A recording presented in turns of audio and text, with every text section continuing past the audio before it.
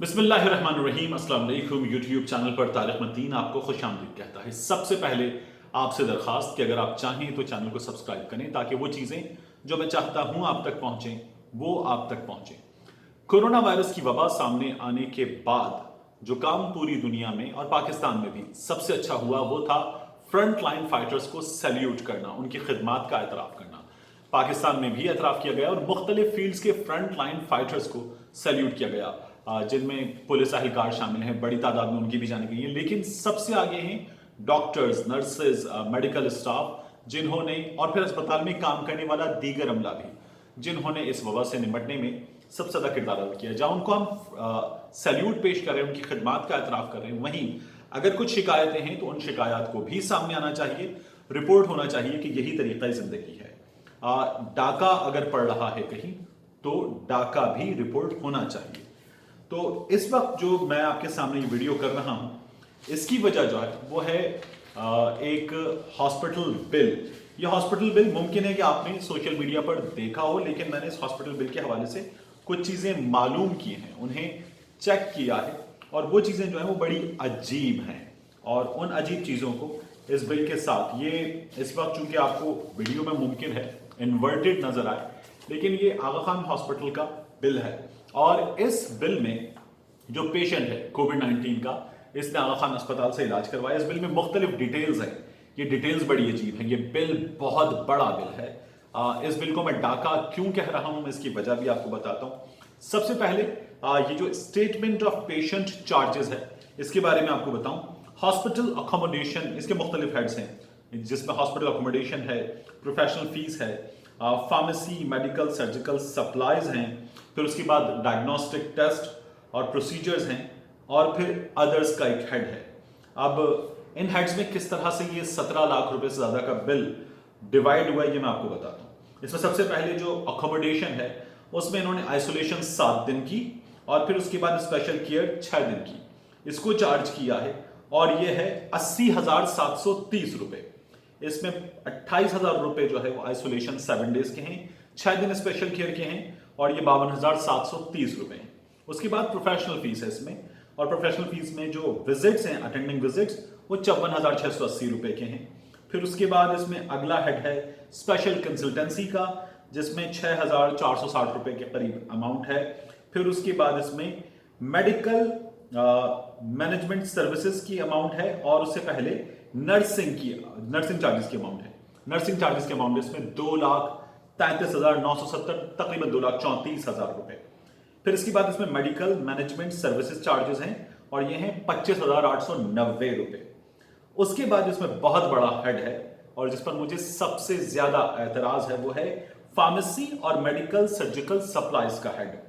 इसमें फार्मेसी का बिल है 2,55,046 रुपए, और फिर उसके बाद मेडिकल सप्लाईज, सर्जिकल सप्लाईज का जो हेड है वह है 5,08,902 रुपए, तकरीबन 5,09,000 रुपए का हेड।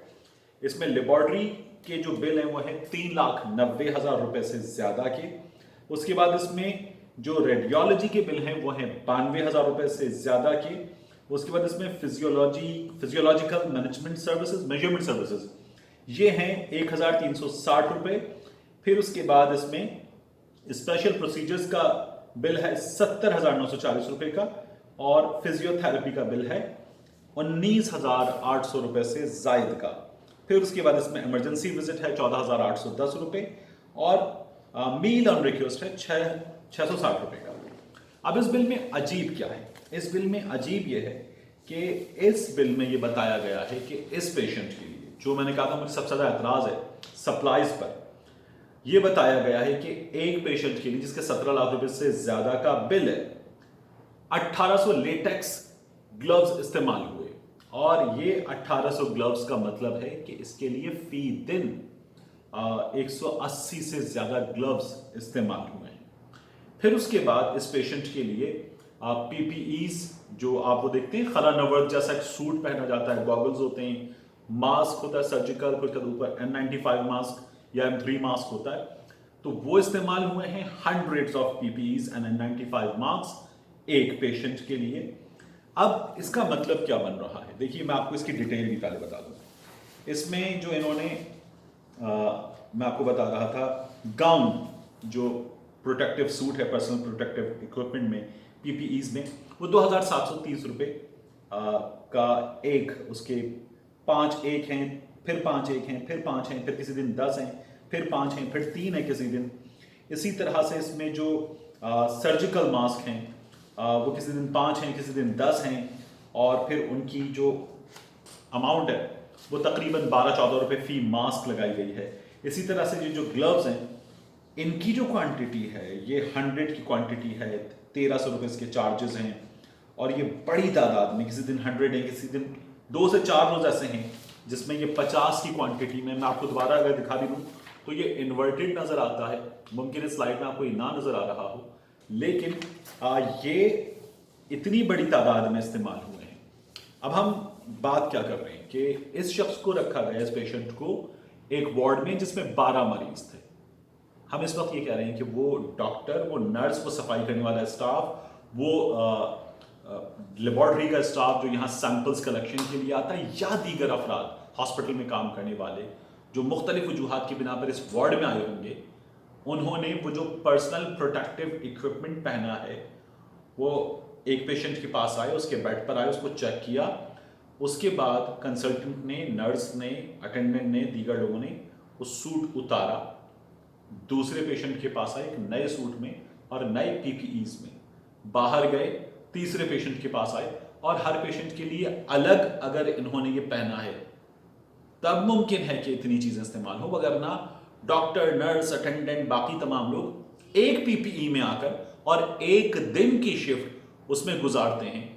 ये मैं आपको इसलिए बता रहा हूं कि मेरे दोस्त अवैस शाह जनरल हॉस्पिटल में लाहौर में काम करते हैं, और वो ये बता रहे हैं कि उन्हें एक सूट मिलता है, कई दफा तो वो भी नहीं मिलता, वो हुकूमत से डॉक्टर्स की शिकायत नहीं कर रहे। यहां जो बिल चार्ज किया गया है वो एक एक दिन में 100 ग्लव्स, 100 से ज्यादा ग्लव्स चार्ज किए गए हैं, पीपीईज 5-5 चार्ज किए गए हैं, बाज़ औक़ात 10-10 चार्ज किए गए हैं, और हर पेशेंट को सेपरेटली चार्ज किए गए हैं। यानी अगर 12 पेशेंट है तो एक्सक्लूसिवली हर पेशेंट को ये अमाउंट चार्ज की गई है। उसके बाद जिस तरह के इसमें लेबॉर्ट्री बिल हैं, जिस तरह के इसमें डायग्नोस्टिक्स के बिल हैं, ये सीधा सीधा किसी भी ऐसे शख्स की जेब पर जो यहाँ इलाज करवाने आया है, एक डाका है, ये उसकी जेब काटी जा रही है। आगा खान हॉस्पिटल पाकिस्तान में प्राइवेट सेक्टर में बेस्ट हॉस्पिटल है। प्राइवेट सेक्टर में इससे बड़ा शायद ही कोई हॉस्पिटल हो, इससे अच्छी सर्विसेज वाला हॉस्पिटल भी शायद कोई हो। मेरे मीडिया की फील्ड के बहुत से दोस्त कहते हैं कि पाकिस्तान से बाहर भी प्राइवेट सेक्टर के बाज़ हॉस्पिटल्स आगा खान हॉस्पिटल का मुकाबला नहीं कर पाते, ये इतना अच्छा हॉस्पिटल है।